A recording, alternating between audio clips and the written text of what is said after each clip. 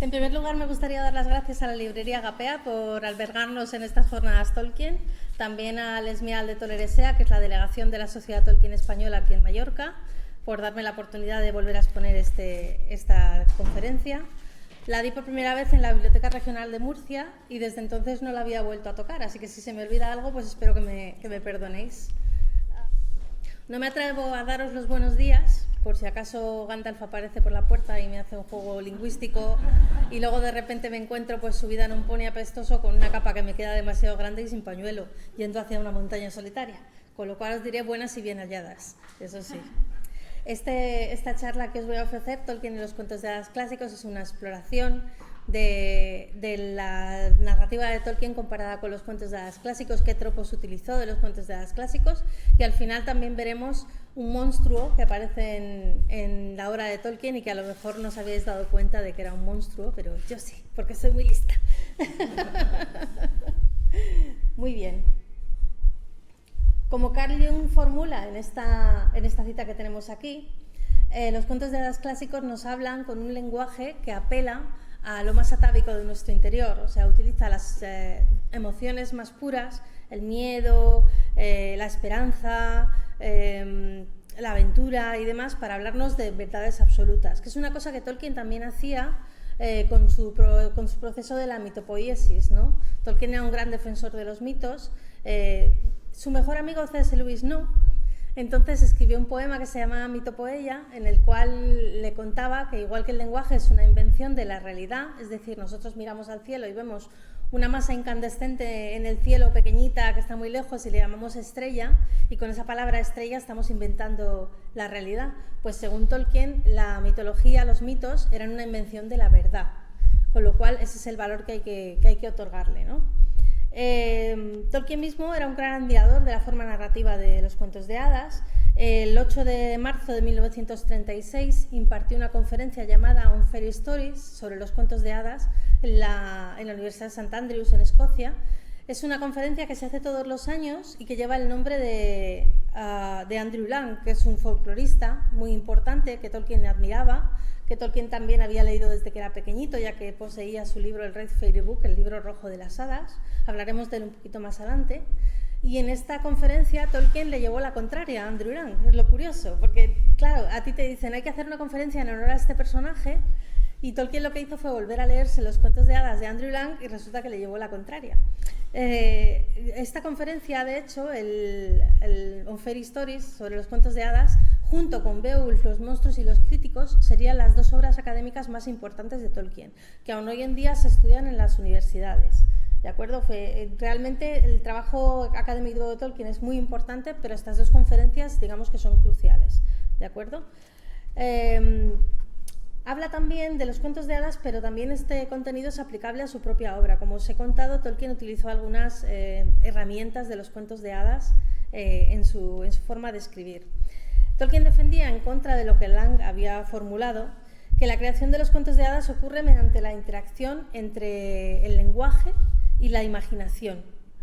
Como hemos visto antes, en este taller de Tengwar, la lengua era muy importante para Tolkien. Había inventado varios idiomas, era filólogo, y él lo que decía era que la imaginación y la lengua juntas era lo que formulaba los cuentos de hadas y lo que formulaba la creación literaria. Hay una cita muy chula de este ensayo que va sobre el poder del adjetivo, de los adjetivos. Dice: las lenguas, en particular los modernos idiomas europeos, son una enfermedad de la mitología. La mente humana, dotada de los poderes de generalización y abstracción, no solo ve hierba verde, diferenciándola de otras cosas y hallándola agradable a la vista, sino que ve que es verde, además de verla como hierba. Qué poderosa, qué estimulante para la misma facultad que lo produjo fue la invención del adjetivo. No hay en fantasía, hechizo ni encantamiento más poderoso. Y no ha de sorprendernos, podría ciertamente decirse que tales hechizos solo son una perspectiva diferente del adjetivo, una parte de la oración en una gramática mística.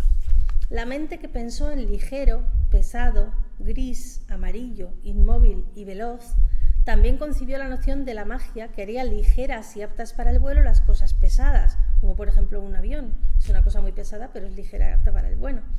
Que convertiría el plomo gris en oro amarillo y la roca inmóvil en veloz arroyo. Si pudo hacer una cosa, también la otra, e hizo las dos, inevitablemente. Si de la hierba podemos abstraer lo verde, del cielo lo azul y de la sangre lo rojo, es que disponemos ya del poder del encantador. También desde el principio deja muy claro que la tierra de las hadas es un lugar peligroso. Dice: Faerie es una tierra peligrosa, con trampas para los incautos y mazmorras para los temerarios. Alto, ancho y profundo es el reino de los cuentos de hadas, y lleno todo él de cosas diversas. Hay allí toda suerte de bestias y pájaros, mares sin riberas e incontables estrellas, belleza que embelesa y un peligro siempre presente. La alegría, lo mismo que la tristeza, son afiladas como espadas. Tal vez un hombre pueda sentirse dichoso de haber vagado por ese reino, pero su misma plenitud y condición arcana atan la lengua del viajero que desee describirlo. Y mientras está en él le resulta peligroso hacer demasiadas preguntas. No vaya a ser que las puertas se cierren y desaparezcan las llaves. El camino que lleva a la tierra de las hadas no es del cielo, ni siquiera imagino el del infierno. Pero ¿de dónde viene ese peligro que aparece en los cuentos de hadas? ¿Es algo que infunde el diablo? ¿Es algo identificable desde un punto de vista ideológico? ¿Cuál es la naturaleza del mal en los cuentos de hadas? Cuando hablamos del mal o del terror en Tolkien, siempre se nos vienen a la mente los mismos arquetipos. Se vienen los Nazgûl, que con su simple presencia o el sonido de su chillido no infunden el miedo hasta en el guerrero más valiente. También hablamos de Yalaraña, que es el monstruo más terrible con el que se encuentran Frodo y Sam en todo su viaje, quitando de lado el Balrog, claro. También está el Balrog, que la mención de su simple nombre ya le da miedo a Legolas, ¿no? O al propio Gandalf. Simplemente pensar que hay un Balrog allí, que luego encontrárselo, pues da mucho miedo. O incluso Sauron, que es el caudillo de la Tierra Oscura, ¿no? El señor oscuro de las segunda y tercera edades.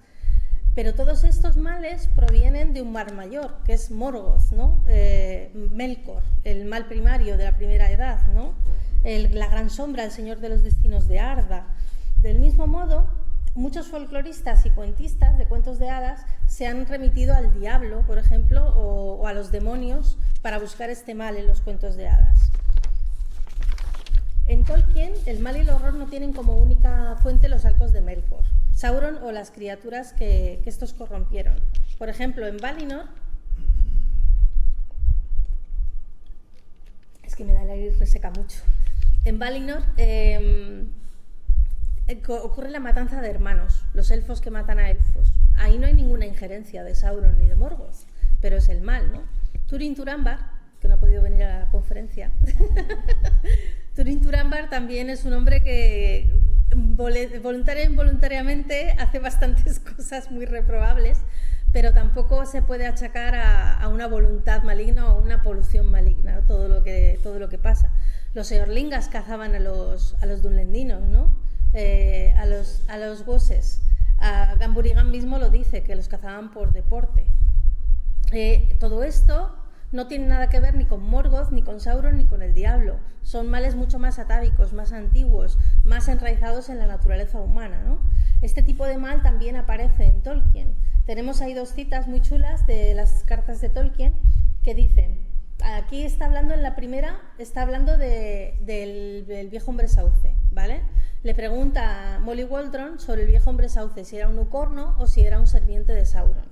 Y él dice, ¿no puede concebir la gente criaturas hostiles a los hombres y los hobbits que los convierten en su presa sin estar aliados con el diablo? El viejo hombre sauce, como veremos más adelante, no tiene nada que ver con Sauron. Y en Tolkien hay unas cuantas muestras de este mal más atávico, más antiguo, más atado a la tierra, que no tiene nada que ver con el Señor Oscuro.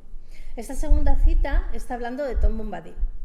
A lo mejor los que habéis leído a Tolkien habréis visto más de una vez aquello de ¿quién es Tom Bombadil? ¿Es un enigma? Tal.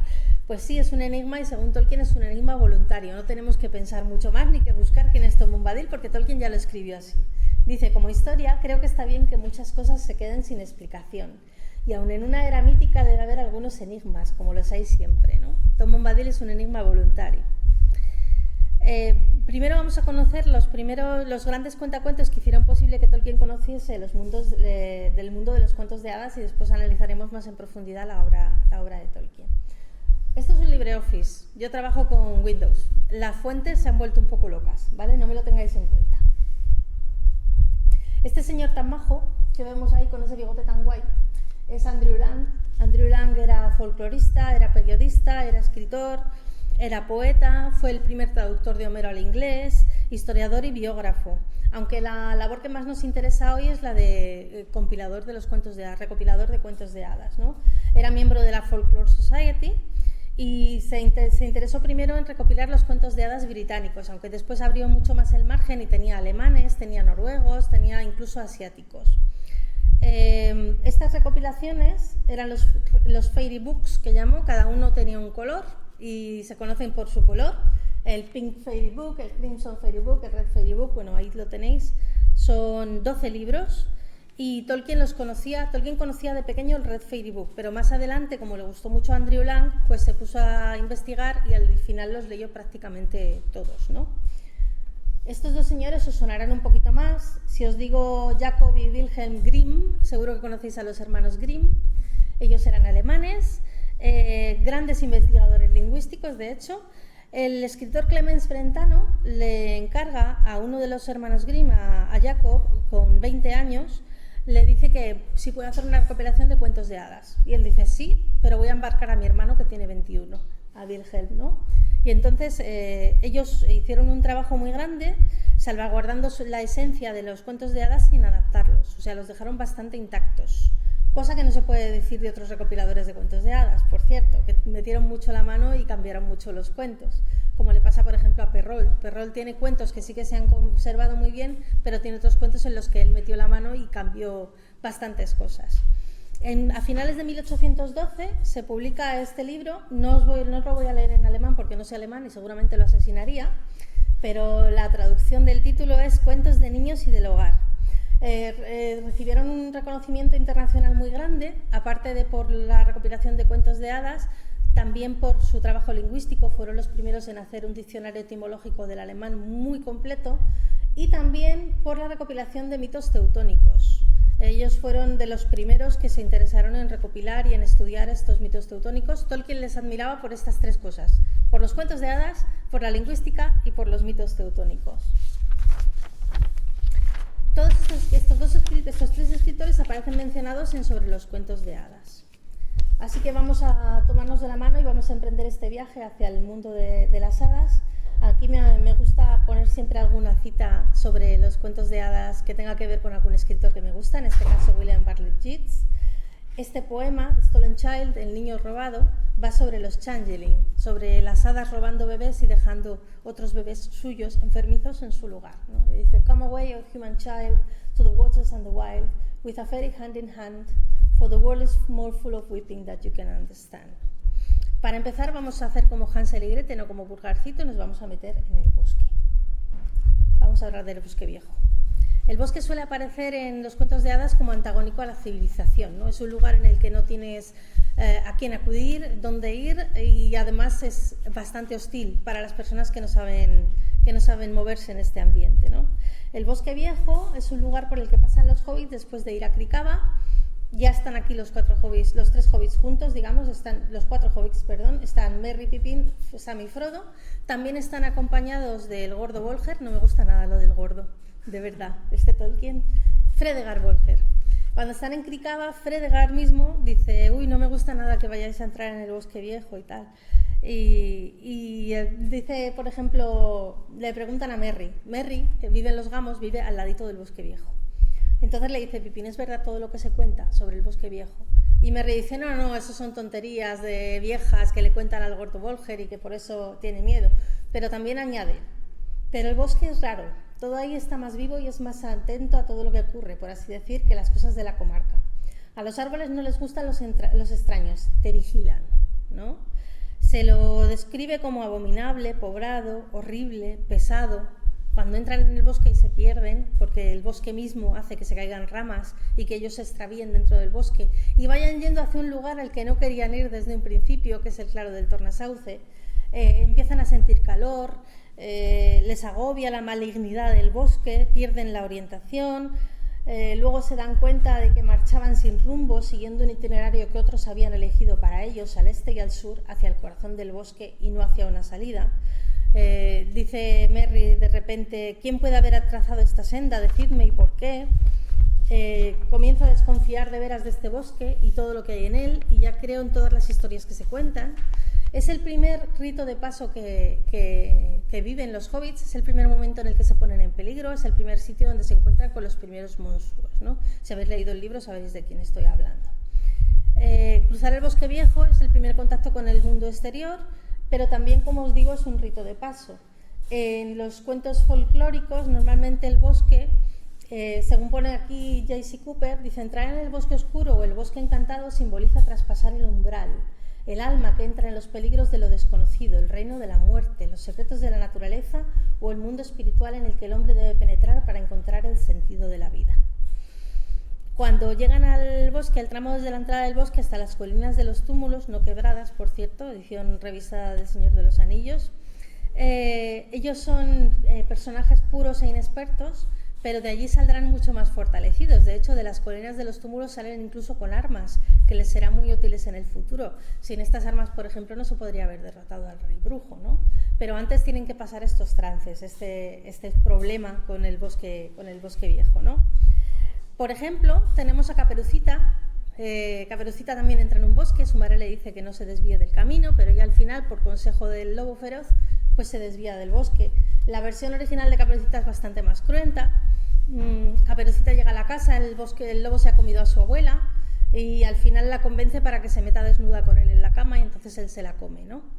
Y ahí se acaba el cuento. O sea, no hay leñador que la salve ni nada de esto. También se ha hablado de que el tema de la capa roja simboliza la menstruación, los problemas del acoso sexual, ¿no? Y de poder quedarte embarazada después de tener la menstruación. Son cuentos que, como os digo, hablan de verdades atávicas y de verdades antiguas, ¿no? Por ejemplo, tenemos también a Hansel y Gretel, que entran en el bosque, les dejan en el bosque, ellos van tirando miguitas de pan, pero el bosque mismo se come esas miguitas de pan, los pájaros, y provoca que ellos se pierdan, ¿no? Y dentro del bosque pues sufren todas las calamidades que todos conocemos. O el mismo Pulgarcito, que también lo abandonan junto con sus hermanos en el bosque. Pulgarcito también deja las miguitas de pan y también se las come el bosque. Y al final recaba en un lugar donde hay un ogro tremendo que se los quiere comer, termina consiguiendo vencer al ogro, se lleva sus botas de 7 leguas, va a ver al rey y el rey vuelve, se carga al ogro y termina siendo él consejero del rey, ¿no? Pues todo esto no lo podría haber logrado sin haber entrado en el bosque, en este rito de paso, en este lugar atávico que es el bosque, ¿no? En este bosque viejo encuentran su primera némesis, al viejo hombre sauce. El viejo hombre sauce no es un sirviente de Sauron, como hemos dicho antes, sino que tiene su propia identidad y su propio carácter, que está forjado a partir de todos los males que los hombres han hecho a los bosques de la Tierra Media, todas esas taladas. Hay una cita de Bárbol muy chula, que a lo mejor os suena cuando os lo diga, de otra cosa, que es que una ardilla podía atravesar toda la Tierra Media de punta a punta sin tocar el suelo. Seguro que lo habéis oído de España en algún momento. España se podía atravesar de punta a punta. Pues que sepáis que esto es una frase que ha viajado por toda Europa, que no es una cosa que se diga solo de España. Como pasa con los cuentos de hadas. Los cuentos de hadas muchas veces han viajado por toda Europa. Aquí mismo en Mallorca yo me he encontrado alguna rondalla que digo, pero si esto es un cuento de Andersen, un cuento de Grimm, ¿no? Hay una, por ejemplo, que habla de un pastor, creo que lo entierran, pero le dejan la mano fuera. Luego con el hueso, uno de los huesos del brazo, se hacen una flauta, tocan la flor romanial. Pues esto es un cuento de los hermanos Grimm también. O sea, son cosas que se han transmitido de forma oral por toda Europa y que están por toda Europa. Bueno, pues el viejo hombre sauce, volviendo, que me disperso. Tolkien ya lo describe como una criatura hostil, como os digo, no tiene nada que ver con el diablo. Es una criatura muy antigua, ya que aparece en el poema Las aventuras de Tom Bombadil, que es de 1934, que son bastantes años antes de que él encuentre un folio en blanco y escriba aquello de en un agujero en el suelo vivía un hobbit, ¿no? Entonces es mucho más antiguo, aparece junto con Tom Bombadil, con el señor Tejón y también con los tumularios. En el poema, Tom Bombadil está paseando y al final se duerme al lado del viejo hombre sauce y el hombre sauce le atrapa, como pasa con los hobbits, ¿no? Y entonces él le echa un hechizo, le dice, bebe tu agua del río, vuelve al sueño de nuevo como la hija del río. Y en El Señor de los Anillos encontramos que cuando los hobbits son atrapados, ¿no? Cuando se quedan ahí en el claro atrapados, Tom Bombadil dice esta frase, bebe tu agua del río. No, es otra frase, dice, bebe agua, come tierra, cava hondo, bebe agua, duérmete. ¿No? Utiliza también un hechizo para dormirlo que es muy parecido al del poema. Antes de llegar al viejo hombre sauce, los hobbits son conducidos por el bosque viejo al claro, como hemos dicho, por las ramas caídas, por los caminos cortados. Dice, el río se lo describe como bordeado por viejos sauces, techado con ramas de sauces, bloqueado por sauces caídos y moteado por miles de hojas de sauce marchitas.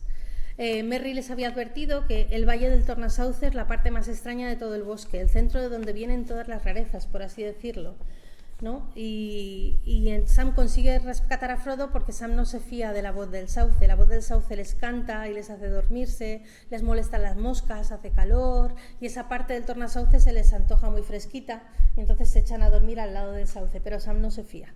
Entonces Sam se queda despierto y es cuando él es capaz de salvar a sus compañeros, porque oye un chapoteo y resulta que el hombre sauce había tirado a Frodo al río y lo estaba ahogando con una de sus raíces, ¿no?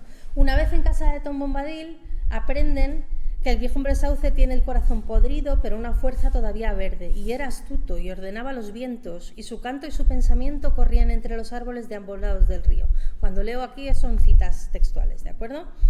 También domina a sus compañeros los árboles con una red de ramas y de raíces que los conectan con él, con lo cual seguramente las órdenes dadas a los árboles de que se tienen que perder y tienen que llegar allí, las diera el viejo hombre sauce también. En una versión temprana de la historia, escrita por Christopher Tolkien en El Retorno de la Sombra, uno de los volúmenes de la historia de la Tierra Media, Tom Bombadil describe al viejo hombre sauce con estas palabras. Dice, el espíritu griseo y sediento del sauce sacaba fuerzas de la tierra, extendiéndose como una red de raíces en el suelo y como dedos invisibles en el aire, hasta tener dominio sobre casi todos los árboles del bosque desde la cerca a las colinas. Esto es de antes de la revisión. lo tengo que cambiar. Entonces Tolkien creó a este viejo hombre sauce, como hemos dicho, mucho antes de que concibiera la Tierra Media, con lo cual no es un ucorno y no es un ent, es una cosa completamente diferente, ¿no? Extraordinario, una criatura magnífica y una criatura que no obedece, como hemos dicho, a Melkor. El experto en cuentos de hadas Max Lucey, que es considerado como el padre del formalismo en los cuentos de hadas, sobre el estudio de los cuentos de hadas, dice: cada punto de inflexión importante en el desarrollo, cada transición de una etapa de la vida a otra, se siente como una amenaza. A esta edad es natural que el joven sea cohibido y la joven retraída, que ambos sexos se vuelvan tímidos y retraídos o cáusticos. Está hablando de la adolescencia. Desafiantes y antipáticos durante un periodo. Un seto de espinas parece crecer alrededor de los jóvenes para protegerlos del mundo, pero en la protección que brinda tal reclusión, el joven madura y despertará una vida nueva, más grande y más brillante. Hay muchísimos cuentos de hadas en los que se meten en bosques y encuentran algún tipo de refugio. Puede ser benigno, como por ejemplo Blancanieves. Blancanieves se mete en el bosque y encuentra un refugio benigno con los enanitos o ladrones, depende de la versión. Pero también tenemos la contraparte. La contraparte sería, por ejemplo, Ricitos de Oro, que también está en el bosque y se encuentra con una casa que al principio le parece muy bien, pero resulta que está poblada por osos, ¿no? Por osos muy feroces, de hecho. O los propios Hansel y Gretel, como vemos en la ilustración. Hansel y Gretel se meten en el bosque y sienten mucho hambre. ¿Y qué encuentran? Específicamente lo que necesitan, una casa en la que tienen alimento. En otras versiones se dice que la casa propia está hecha de alimento. A mí no me molaría mucho una casa hecha de chuches porque ahí tiene que haber bichos, pero cosa mala, ¿eh? Pero bueno, era lo que necesitaban en aquel momento. Y que se encuentra también una bruja que los engaña, que los rapta y que les da de comer, sí, pero les da de comer para poder comérselos ella después. Y gracias al ingenio de la hermana pues se logran salvar los dos. Este viejo hombre sauce más o menos quería lo mismo. Les ofrece un lugar en el que estar frescos, en el que estar tranquilos, pero se los quiere comer también a los hobbits. Y ahora os voy a presentar a ese monstruo que he comentado antes, que a lo mejor me decís, esta chica está loca, pero cuando encontré esta conexión con los cuentos de hadas y con los personajes mitológicos, algo me sonó en el cerebro y dije, entonces, Valla de Oro es un monstruo. Diréis que está loca esta conferenciante. Pues no, y ahora os voy a contar por qué. El primer encuentro de Tom Bombadil y Valla de Oro es este que tenéis aquí retratado en el poema Las aventuras de Tom Bombadil, como hemos dicho antes. En 1900, el primer texto que escribió sobre Bombadil, el poemario completo, Las aventuras de Tom Bombadil, se llama así, se publicó en 1963, y según el propio Tolkien incluyó a Tom Bombadil en El Señor de los Anillos porque ya lo había creado y también porque necesitaba que los hobbits pasasen por un bosque, se encontrasen con una persona así, que hicieran este rito de paso en el que están solos y se enfrentan al peligro, ¿no? Porque más adelante también se enfrentan al peligro, pero están acompañados, al menos hasta la disolución de la comunidad. Entonces, Tom Bombadil sale a pasear por el bosque y se inclina sobre el agua y dice: allí su barba colgaba larga dentro de la corriente. Emergió Valla de Oro, hija de la mujer del río. Tiró de los vellos de Tom. Allá fue el arrastrado bajo los nenúfares, burbujeando y tragando. No son lirios de agua, son nenúfares. Esto es otra cosa que también se ha corregido en el poema, ¿no? Y en El Señor de los Anillos. No parece que tenga muy buenas intenciones esta Valla de Oro, porque le coge de las barbas y le intenta ahogar. Tom Bombadil en ese momento lo que hace es también echar un hechizo sobre ella, la manda a dormir y gracias a eso salva la vida. Más adelante volverá, la raptará, se casará con ella y la hará su mujer, ¿no? Pero tal y como pone aquí, nunca la atraparon e incluso entre los nenúfares en bote sobre el río.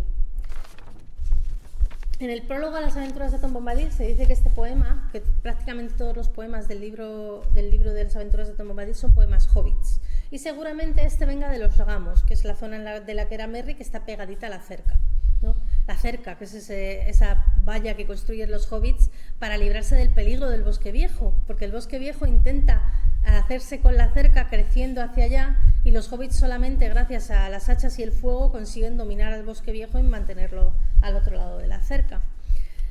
Tom consigue zafándose, como hemos dicho, consigue zafarse de ella mandándola a dormir y no utilizaría su magia si se intentara zafar de algo que fuera fácil deshacerse, ¿no? Entonces es un peligro para él. Hay criaturas mitológicas que sí que nos podrían, podrían haber inspirado a Valla de Oro, como por ejemplo los Bukabú o Bukadú de Cornualles, los Oxigi escoceses, las Mary Morgan bretonas, las rusalcas eslavas o incluso las náyades griegas, ¿no?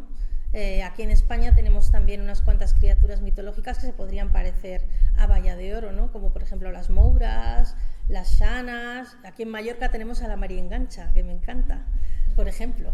Entonces, sí, que está las donas daigo de todo el Mediterráneo, todas se podrían parecer a Valla de Oro, ¿no? En uno de los libros de Andrew Lang, en el Green Fairy Book, encontramos este cuento, que es el cuento del rey Collata.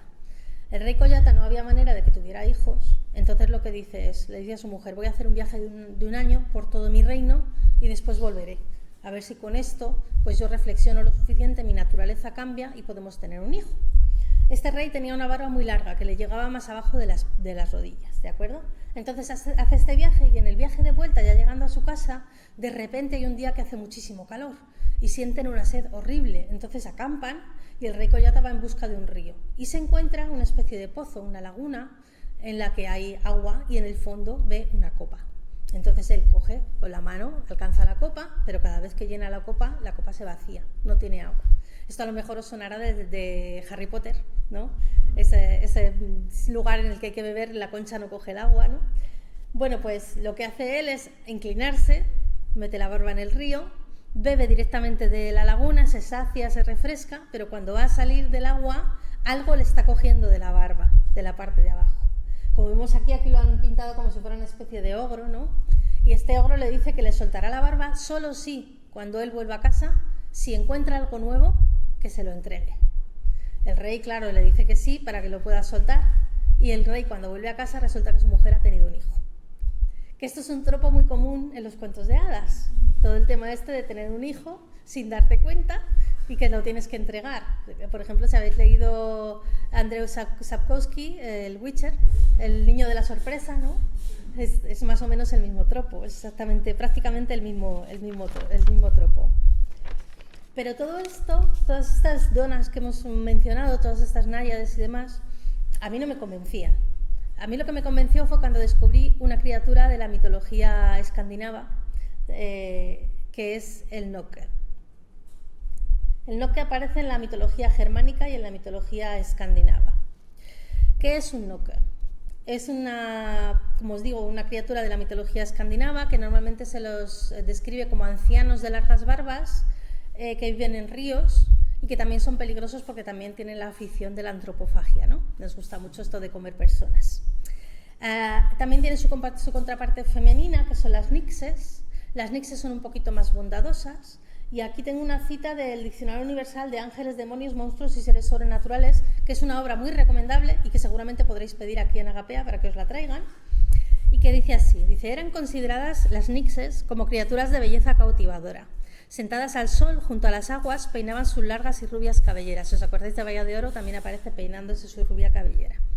Algunas veces se dejaban ver por los mortales, quienes quedaban como enloquecidos y eran arrastrados al fondo de las aguas. Como hemos visto antes, tira de él para arrastrarlo a las aguas. Las nixes son algunas veces espíritus bienhechores que ayudan a los hombres, aconsejándoles y anunciándoles el porvenir. Especialmente lo hacen las nixes onixinas, que ante todo encantan a los hombres con la dulzura de su voz. Oímos a Bahía de Oro cantar en casa de Tom Bombadil cuando está haciendo su limpieza de primavera. Y que frecuentemente en las leyendas contraen matrimonio con ellas, como le pasa a Tom Bombadil, ¿no? Se habla en El Señor de los Anillos, como hemos dicho, de la larga cabellera de Bahía de Oro, la oímos cantar, y aparece también en el poema de las aventuras de Tom Bombadil. Como ya he comentado, Tolkien era un gran conocedor de la obra de los hermanos Grimm, y en la obra de los hermanos Grimm aparecen dos nixes. La primera de ellas aparece en la Nix del estanque, que tenéis una imagen ahí a la izquierda de ese cuento, una imagen fantástica de Henry Justice Ford. Las dos son de Henry Justice Ford. Aquella también aparece en el Yellow Fairy Book bajo el nombre La Nix, de Nix. En este cuento, un molinero cuyo molino estaba parado porque la corriente no funcionaba, se encuentra con una nix y esta nix le dice: yo hago funcionar tu molino y vas a ser inmensamente rico si me entregas lo primero nuevo que encuentres en tu casa. Entonces el molinero piensa, pues nacer algún pollito o algún perro, ¿no? O algún gatito. Y le dice que sí, pero claro, cuando vuelve a casa acaba de tener un hijo. Entonces pues le tiene que entregar el hijo a la nix. Es un cuento muy chulo, porque el padre lo sabe, se lo cuenta a la madre y entonces nunca le dejan estar cerca del lago. Pero hay un momento en el que este hijo se hace cazador, necesita lavar unas pieles, se arrima al lago y la nix lo coge. En ese momento él está casado, entonces la mujer le ruega mucho a la nix que le deje salir, toca una flauta con una canción para que su marido la reconozca y él salga, y ella no lo consigue. Entonces hay un momento en el que la nix se cansa, lo deja partir, pero les hace a los dos perder la memoria. Entonces se convierten en pastor y pastora y hay un día en el que se encuentran, ella toca la flauta, escucha la canción él y de repente les vuelve toda la memoria a los dos, ¿no? Y vuelven a estar juntos. Hay otro cuento en Los Hermanos Grimm, que es ese de la derecha, que se llama La Nix del Agua. En este caso hay dos niños jugando cerca de un pozo, pero uno de ellos se asoma demasiado y la nix lo coge, ¿no? Y entonces les hace hacer trabajos imposibles, como por ejemplo recoger agua con un cubo que tiene un agujero debajo, o cortar un árbol con una charroma. Al final los niños con su ingenio pues consiguen escaparse, hay una persecución muy chula. Os dejo que lo descubráis vosotros porque está muy bien. Pero aquí tenemos pues dos nixes que tampoco tenían muy buenas intenciones, ¿no? Aunque la conexión más sorprendente la vamos a encontrar en estas citas del Señor de los Anillos. Aquí tenemos la primera vez que ven a Bahía de Oro. Dice: en el extremo opuesto de la habitación, mirando a la puerta de entrada, estaba sentada una mujer. A sus pies, en vasijas de cerámica de color pardo y verde, flotaban unos nenúfares, de modo que la mujer parecía entronizada en medio de un estanque.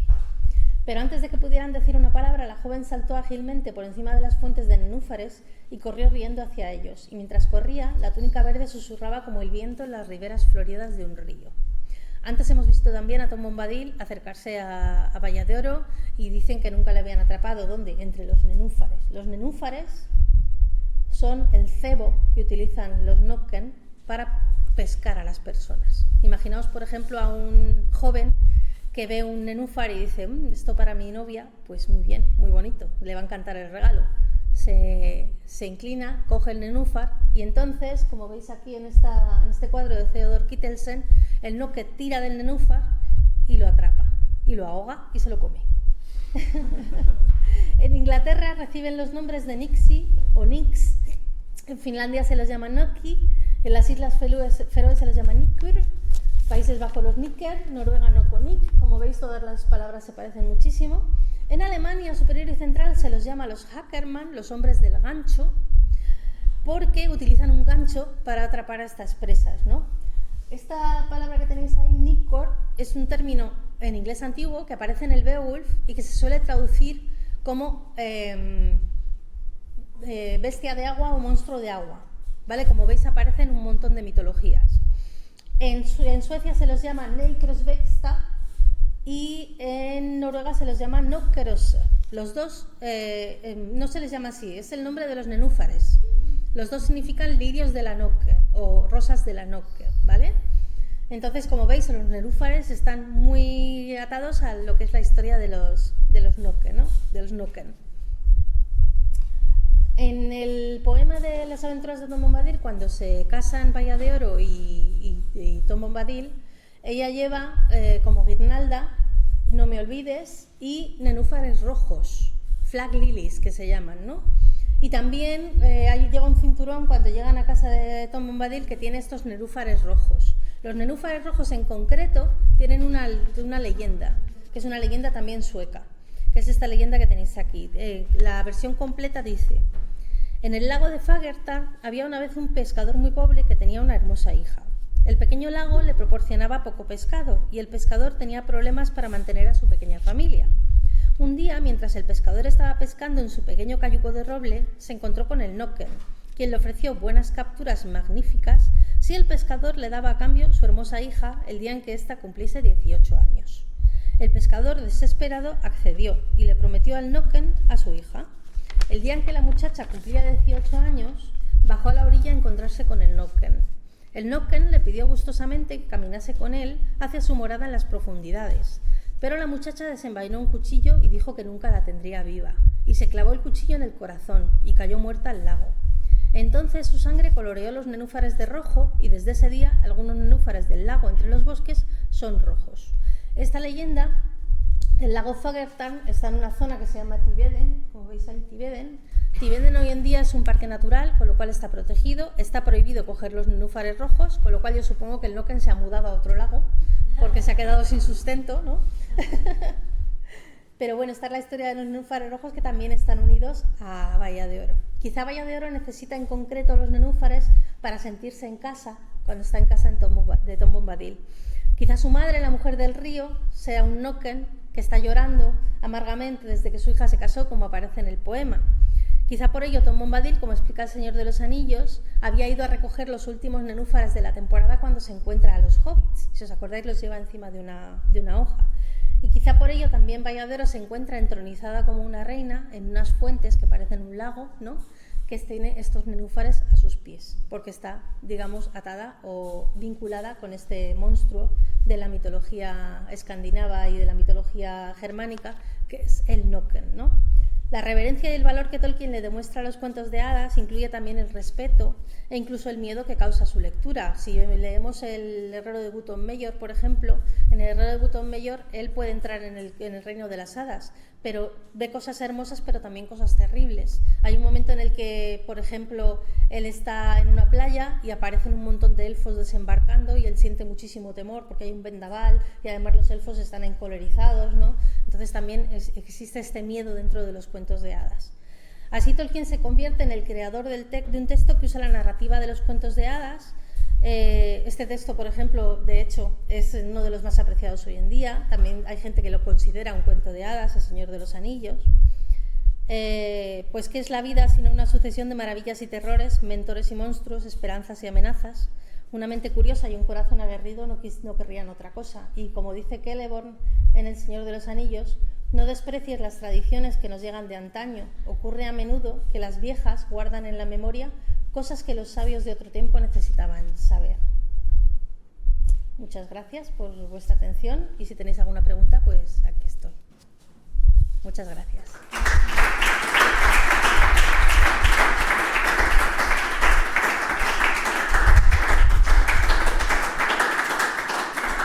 No sé si tenéis alguna pregunta o algún comentario que hacer. Yo lo de María Engancha lo descubrí hace 2 años y me encantó. Digo, ay, mira, otro Nokken. Entonces, Balla de Oro es una María Engancha. Por lo que yo creo, sí. Acabo de caer en la cuenta, no se me había ocurrido, que claro, aquí tenemos unas figuras que potenció el folclore local, que fue el archiduque Luis Salvador, que tenía un barco que se llamaba Nixe, fíjate. Fíjate. Pues son estas Nixes, sí señor. Sí, totalmente. A no ser que fuera Nige, Victoria, en griego, pero sí. Claro, pero siendo austriaco, Claro, igual igual eran estas nixes, sí. Como veis, se metieron en la filología con estas flores que los nenúfares se llamaban así y demás. La verdad es que la investigación de los nixes, yo descubrí a las nixes por la pintura que habéis visto antes con el nenúfar, en un tuit de una persona, y dije, ay, Dios mío, los nenúfares, cazar a la gente. Me acordé de Valladero tirando de la barba de Tom Bombadil, ¿no? Y entonces hice esta asociación. Puede que esté equivocada, puede que no, pero esa es mi teoría como estudiosa de Tolkien. Yo creo que Valladero es un... También hay teorías que dicen que Valladero es una selkie. No sé si conocéis a los selkies. Son una criatura mitológica que son mujeres que se convierten en focas, y que si les robas la piel de foca cuando se la quitan, están obligadas a vivir contigo. Entonces hay estudiosos que han identificado a Valladero con una selkie, como que Tom Bombadil tiene la piel de ella y por eso se tuvo que casar con él y demás. Es un poco controvertido el tema de que la secuestrara para casarse con él, ¿no? También es muy mitológico porque tienes, en el Coromán tienes más secuestros de este estilo. Sí, tanto y tanto. Me la llevo. El rato de las Sabinas. Y no tan lejos, hay en cierta parte de la cultura gitana en Rumanía y en países del este, es muy normal que el novio literalmente rapte. No, sí, en algunos lugares de la India también. De hecho, la novia tiene que sollozar y gritar mucho como si la estuviera raptando. Así es, así es. Así es. Llega el Sí, novio, señora. y normalmente está todo pactado para que no lo maten, ¿sabes? Llega el novio, se la carga al hombro y se la lleva. Pero también tiene mucho que ver con su cultura, la cultura de cuando me caso formo parte de la familia de mi marido y a lo mejor no vuelvo a ver a mi familia nunca más. Hoy en día es mucho más fácil, pero antiguamente puede que no volvieran a ver a su familia nunca más.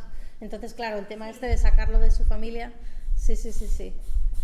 ¿Conocíais a los nixes y a los noken? ¿Los conocíais? Y en el libro de las hadas que está ilustrado por Alan Lee, también hay criaturas así, de todo el folclore de Gran Bretaña. Pero incluso, fíjate, yo soy de Castilla y León, y tenemos a las mouras que están en las fuentes. O sea, estas criaturas femeninas que están en el agua y demás y que intentan engañar a los incautos, los hay, pero por todos lados. También supongo que está relacionado con el miedo al que, por ejemplo, los niños se caigan a la Así es, muchos de ellos son cocos, sí. Yo recuerdo de pequeña, los abuelos siempre, no te costis ese cisterna. Sí, marengancho, ¿Y los sí. niños qué hacíamos? A la hora de la siesta, no, es otro. Y abríamos la cisterna, a ver Jesús, ¡Qué valientes! Te juro que en la imaginación mía de niña, yo veía el gancho. Claro. Y les decía, no recibís que son tirar. Y bueno, así de veces estuvimos ahí asomándonos a ver si salía. Y luego, pues leyendo. El gancho le pareció verlo. Pero enseguida que nos subía el miedo a todos, ¿no? El miedo colectivo. ¡Tapo! O venía el abuelo, ¿qué fuais? Y lo recuerdo siempre. En Inglaterra existe Jenny Dientes Verdes, que es lo mismo, que es para que no se asomen, para que no se metan en los lagos muy profundo. Y Jenny Dientes Verdes. En las albercas, y también que no nos aceptáramos, ¿no? Entonces es una manera de, como tú has dicho, las palabras al final nombran verdades, ¿no? Entonces tú te inventas un personaje para que los niños personifiquen un miedo. Claro. Y digan, pues no me acercaré al agua por si es verdad, ¿no? Claro, esto en lo que es los folcloristas y los estudiosos de los cuentos de hadas, a todos estos personajes los llaman cocos. El coco es este personaje que se crea, digamos, para crear ese miedo y para que los niños no sufran el peligro. Entonces, las nixes seguramente serían también cocos, para que los niños no se inclinaran sobre los lagos. Así es. Porque es como muy, vamos a crear esto, vamos a ver lo que se ve. Claro. Como que te atrae un montón. Ya ves que, por ejemplo, en uno de los cuentos, uno de los niños cae al pozo porque se asoma. Claro. Se asoma demasiado. Entonces, sí. Porque a veces también haces esto, ¿no? El efecto contrario. Pues vamos a ver si es verdad. Sí. Entonces, Sí, pero vas con miedo. y Quieras vas con que no. más. Sí, no vas Por lo solo. menos si te caes, pues otros pueden informar. Claro. Ha caído. Y luego también un poco las sirenas, ¿no? También, las náyades, cantan, sí. llaman, Que cantan y atraen y ahogan y es también. un poco el miedo a morir ahogado. Claro, así es. Así Y es. al final le ponemos una forma humana a todo para poder explicarlo mejor. Nuevamente atractiva, por eso son femeninas muchas veces. Sí, así es, así es. Sí, sí. Lo del bosque también me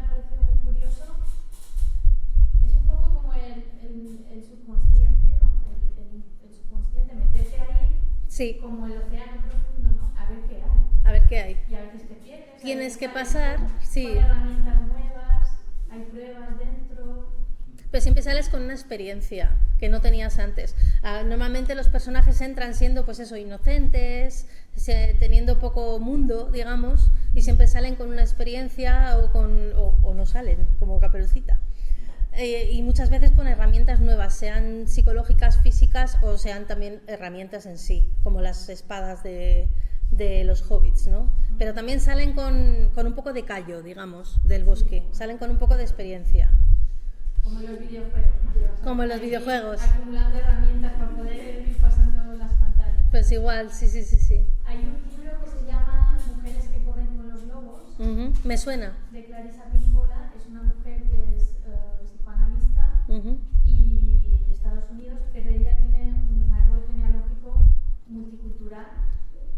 Viene de diferentes culturas y fue adoptada también por otra familia, entonces tiene en su bagaje cultural, tiene personas del este de Europa, de México, de Norteamérica, y utiliza los cuentos de hadas para, en sus sesiones con sus pacientes, pues a través de los cuentos de hadas conseguir sanar cosas, ¿no?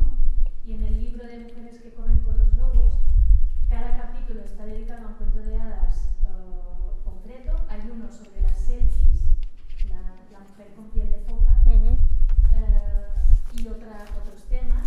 Entonces, es muy curioso porque ella en este libro va analizando el arquetipo de la mujer salvaje, que está en todos los cuentos de hadas, a través del patito feo, la piel de foca. Qué interesante. Y barba azul, todos los cuentos de toda la vida, ella te lo cuenta, porque además es una cuentacuentos, y viene de una familia de cuentacuentos, y luego te da toda la explicación.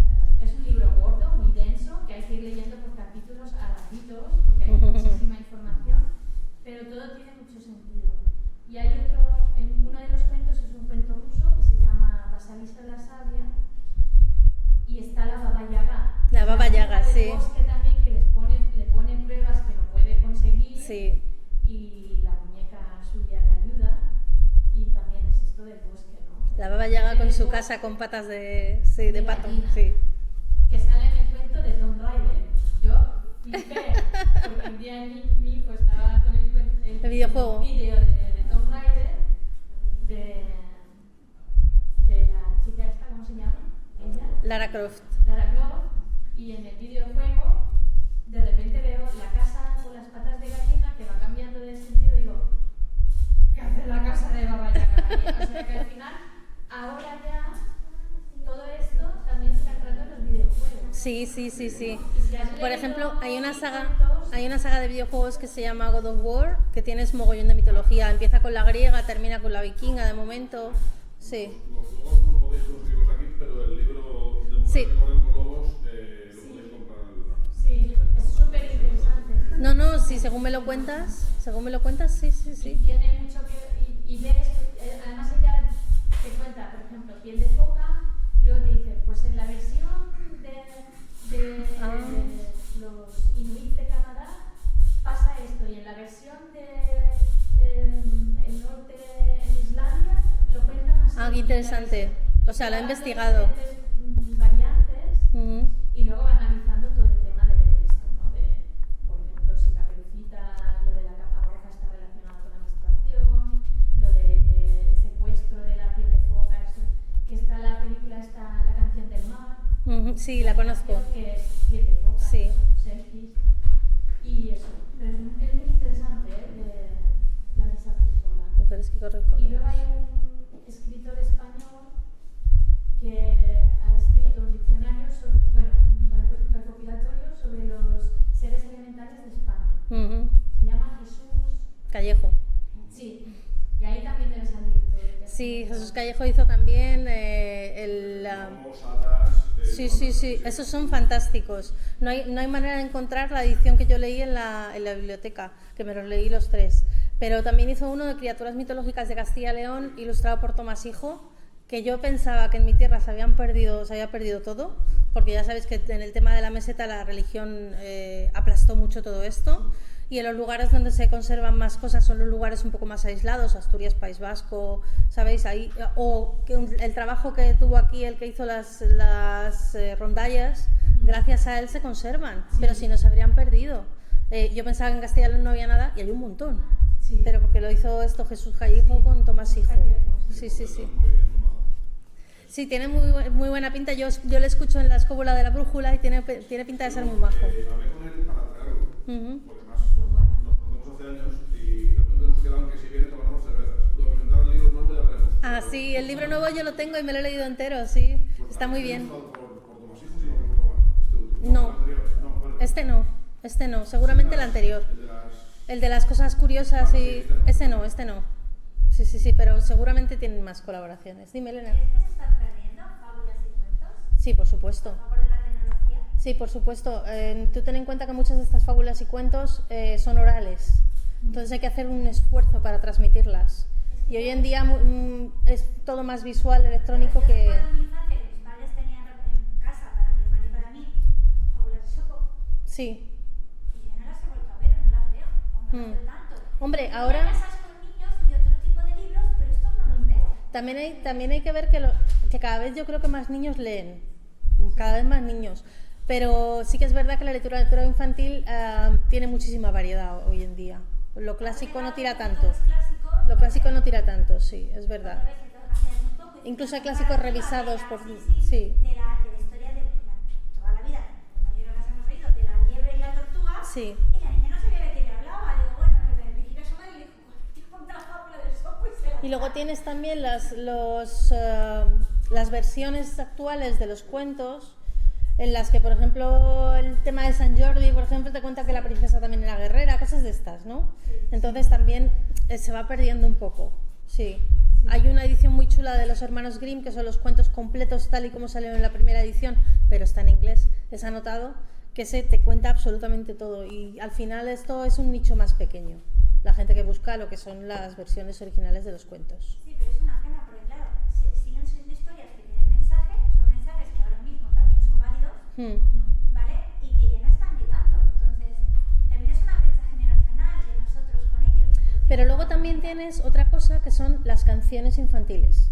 Las canciones infantiles encierran muchísimos mensajes antiguos. O sea, incluso cosas que se han perdido, que no se sabe realmente de dónde viene esa canción o qué es lo que quiere decir, pero hay otras que sí. Por ejemplo, Mambrú se fue a la guerra, te está hablando del general Marlborough, pero no nos damos cuenta cuando lo cantamos, ¿no? A Tolkien le encantaba esto, lo que son las canciones infantiles y las nursery rhymes, que se llaman en inglés, que son poemitas que se cuentan a los niños, le encantaba rastrear, porque como él lo que quería era recuperar una mitología para Inglaterra, que decía que la había perdido por la cantidad de invasiones que había habido después, pues él buscaba estos pequeños textos fragmentarios, intentaba él indagar en ellos para encontrar la mitología pura inglesa, ¿no? Entonces, mientras haya gente que le cante a sus hijos canciones de cuna o que juegue a las palmas con ellos con una cancioncita y tal, yo creo que esto sí que se seguirá renovando. Y luego muchas veces el teatro de títeres también revive mucho los cuentos clásicos. Y también los papás y las mamás, a lo mejor a la hora de acostar a los niños, que, Claro. que hay que contar el cuento o cantar, estamos agotados. Así es, A veces dices, ahora tengo que leerme un cuento aquí con esto. así es también. O cantar. Es cierto. Y a veces no falta este momento de antes de ir a dormir. A veces estamos ya todos cansados y es a dormir que mañana hay que ir al cole. También creo que es porque el punto también está desactualizado. Y ahora por ejemplo con Blancanieves, por ejemplo, ahora Sí, han querido modernizarla, han querido hacerle sí, así es también. empoderarla y tal, y son cuentos que deben mantener el mensaje. Claro, la historia es que ya hay, en mi opinión, ya hay libros modernos para esas cosas. No hay que tocar los cuentos clásicos, pues, Así es. que son tocados, pero por ejemplo, Blancanieves, el final es muy diferente. Claro, así es. Todo. Anda, que el final original que le hacen a la madrastra y a las hermanas unos zapatos de hierro y las hacen bailar en el fuego hasta que mueren. O a Nieve, Como... que se convierte en espuma de mar. Sí, eso es muy bonito. A mí es que me encanta Hans Christian Andersen. Tolkien lo aborrecía, pero Hans Christian Andersen me encanta. No le gustaba nada. Los cuentos clásicos pues, no son tan bien vistos y intentan cambiarlos. Y de cuentos no nos están llegando porque está el cuento de los cisnes, que también era de Andersen. Sí. Lago, con unos cisnes.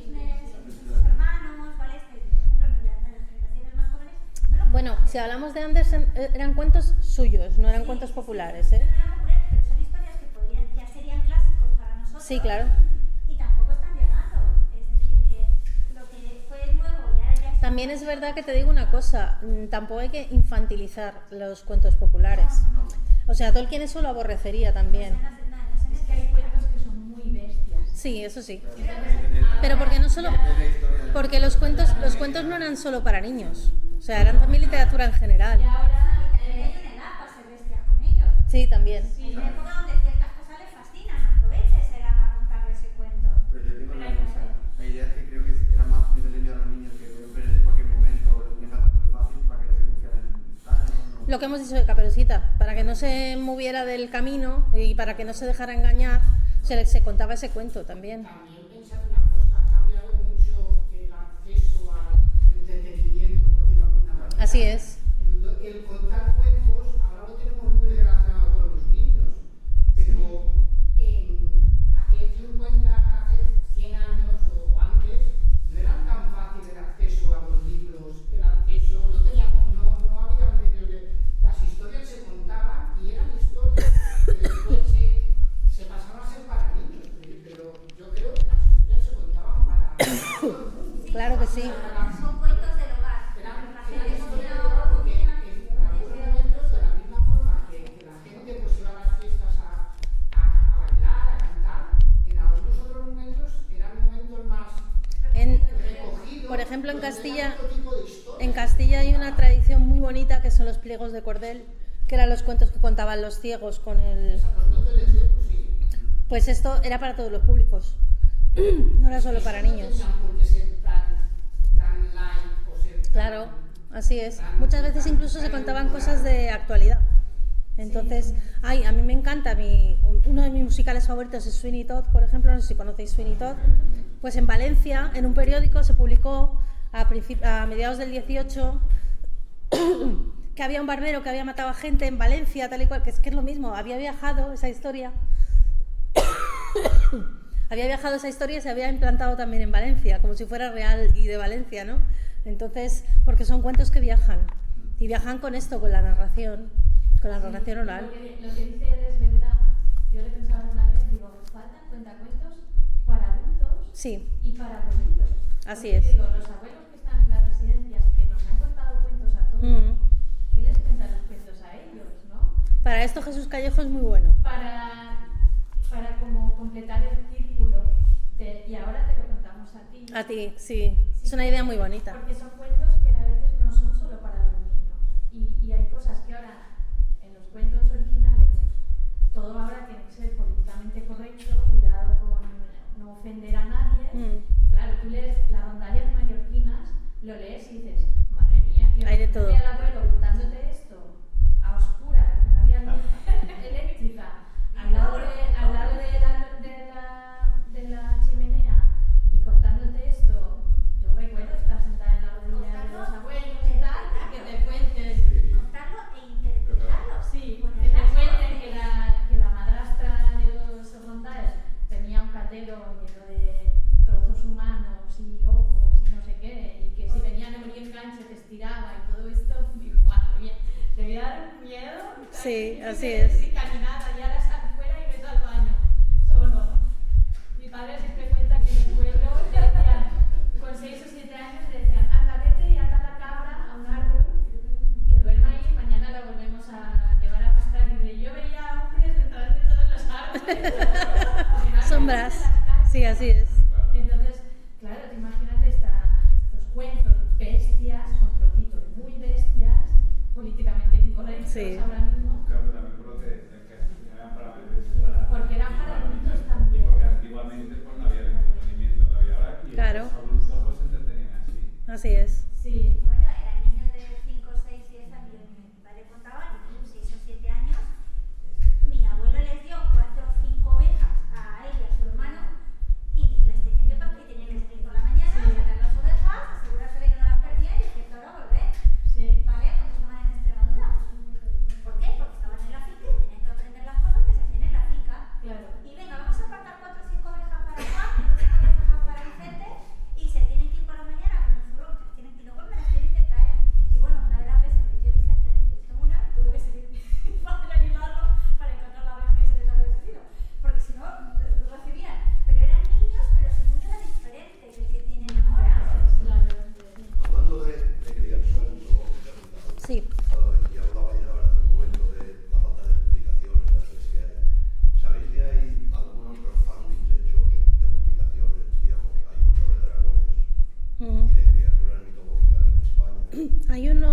terminó siendo publicado como libro regular, que es también era de Monstruos Ibéricos, me parece se llamaba. Exacto, sí. Hay dos o tres que, bueno, yo me he apuntado a los crowdfunding que de hecho los tengo. Después, no todos los libros vuelven a... Pasa, sí. Se vuelven a... Se editan Hay algunos que no, hay algunos que solamente se limitan al crowdfunding. a crowdfunding. Este de los dragones habla del dragón de Nagoya, me parece aquí. Y aparece después, digamos, como un mapa, digamos, de todas las criaturas, digamos, mitológicas en España, ¿no? Y es curioso. Qué chulo. Porque, claro, no está interrelacionado, digamos, un poco con todo este mundo. Claro. Porque, ¿qué relación tendría, aunque hablamos ahora un poco del tema, qué relación tendría, por ejemplo, el mundo de Tolkien con el mundo vikingo, con el mundo germánico? Bueno, la forma de narrar, por ejemplo, una saga es muy peculiar y muy especial. Entonces Tolkien sí que tiene rasgos de sagas, ¿no? Tiene también... Tolkien utiliza mucho la aliteración, que es la repetición de sonidos, que es una cosa que se utilizaba mucho en el medio oral. Para uno acordarse de los versos del Kalevala, por ejemplo, que es la mitología finesa, la repetición de sonidos era muy útil para acordarte y también para sugerir cosas. Si yo te digo susurrando suavemente, por ejemplo, esas se te queda en la cabeza. Entonces Tolkien lo usa mucho. Tolkien usa la literación, que también es una herramienta de cuento de hadas y de mitología. ¿El qué? Completamente, transmite, sí. Por ejemplo, me viene a la cabeza cuando en Las Dos Torres dice que Sam tenía hambre y en inglés dice he wanted something hot out of the pot, que es algo caliente de la olla, ¿no? Y ese es como el bullir de la olla, ¿no? Something hot out of the pot, ¿no? Entonces lo utiliza mucho, es una herramienta que usa.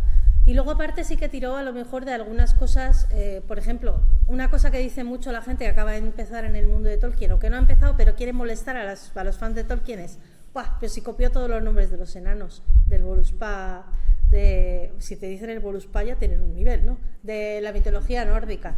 Sí, pero los copió por una razón, porque no quería meter demasiados nombres en su propia lengua, ¿no? Además que los enanos hablan su propia lengua y no la transmiten, con lo cual también serían seudónimos, ¿no? Esos nombres no serían sus nombres reales. Pero también hay situaciones, él se enamoró de la historia de Sigurd y Fafnir, por ejemplo, y sí que hay elementos de Fafnir en sus dragones, sobre todo en Smaug. Se parecen muchísimo Fafnir y Smaug porque son dragones que hablan. Son dragones inteligentes, también Glaurung también habla, ¿no? Entonces sí que tengo yo una charla sobre la mitología nórdica y Tolkien también. En este libro de la era de San José habla mucho. Hay un capítulo que menciona... Sí, en la huella vikinga sí, es verdad. Es cierto. Sí, por ejemplo, ahora que pues a veces hay, no digo un cierto paralelismo, pero sí con la figura, por ejemplo, a lo mejor de los Nibelungos, que hay, por ejemplo, el dragón. Sí, la historia de Sigurd, sí, Sigfrido. Entonces, claro, el mundo de los dragones es que es un mundo realmente que es apasionante, ¿no? Porque, quieras o no, siempre parece que son, bueno, figuras mitológicas que existen y que nosotros tenemos aquí, siempre la típica leyenda de las lagartijas que decimos dragón. Sí. O sea, que tiene que ver un dragón con el moho, por ejemplo. Si te das cuenta, por ejemplo, en el Beowulf hay un dragón. ¿Dónde, perdón? En el Beowulf. Sí. Tolkien estudió el Beowulf para arriba, para abajo y de todos los lados, pero no se fijó en ese dragón. ¿Por qué? Porque no hablaba, porque no era un dragón ingenioso, porque no tenía... O sea, era malo porque era malo, pero no tenía ingenio. Entonces cogió el de la mitología nórdica, ¿no? Que ese le gustaba mucho más, era más... Además, incluso la primera vez que Sigurd se enfrenta al dragón, el dragón le dice, ¿cómo te llamas? Y Sigurd le dice, pues hoy el corte de la araña, el no sé qué, igual que hace Bilbo cuando se encuentra con el dragón, ¿no? Porque cuando Sigurd se encuentra con Fafnir, Fafnir está moribundo, ya le ha clavado la espada desde abajo, y se dice que si tú le dices tu nombre a un moribundo, puede tener poder sobre ti. En Tolkien se transforma en si le dices tu nombre a un dragón, el dragón puede tener poder sobre ti. La importancia de las palabras también, de la palabra, sí, de los nombres, ¿no? De los nombres verdaderos, ¿no? Por ejemplo, lo que te acabo de decir, cuando Sigurd mata a Fafnir, Fafnir le está pasando por encima, le está metido en un hoyo y le clava la espada. Es exactamente lo mismo que hace Turin Turambar con Glaurung. se mete en una depresión del terreno y cuando le está pasando por encima le clava la espada, ¿no? Entonces sí que hay muchas cosas de la mitología nórdica en Tolkien. Por ejemplo, por ejemplo. Claro, todo está interrelacionado, todo tiene un paralelismo. Y sus ecos, sí. Se dice, es que es un homenaje, es un plagio, que a veces, ¿sabes? No dejan de ser cuentos lo que estamos leyendo. Entonces se repiten los tropos. Bueno, chicos, ahora va a empezar los juegos de mesa. Así que si os queréis quedar, vamos a jugar a juegos de mesa relacionados con Tolkien, ¿vale? Muchas gracias, chicos.